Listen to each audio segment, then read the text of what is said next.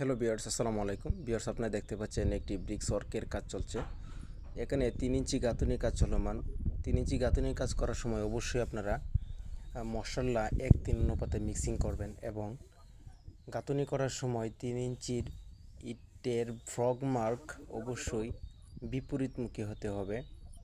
যদি এক সাইডে আপনারা ফ্রগ মার্ক ভিতরের দিকে দেন, আরেক সাইডে ফ্রগ মার্ক বা সিলমোহর বাহিরের দিকে দেওয়ার চেষ্টা করবেন। এতে করে আপনার দেয়ালের স্থায়িত্ব বৃদ্ধি পাবে এবং অ্যালাইনমেন্ট সঠিক থাকবে। ধন্যবাদ। হ্যালো ভিউয়ার্স, আসসালামু আলাইকুম ভিউয়ার্স। আপনারা দেখতে পাচ্ছেন একটি ব্রিক্স ওয়ার্কের কাজ চলছে।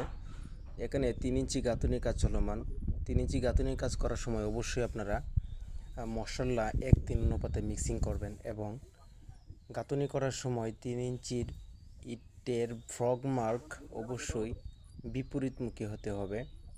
যদি এক সাইডে আপনারা ফ্রগ মার্ক ভিতরের দিকে দেন, আরেক সাইডে ফ্রগ মার্ক বা সিলমোহর বাহিরের দিকে দেওয়ার চেষ্টা করবেন। এতে করে আপনার দেয়ালের স্থায়িত্ব বৃদ্ধি পাবে এবং অ্যালাইনমেন্ট সঠিক থাকবে। ধন্যবাদ।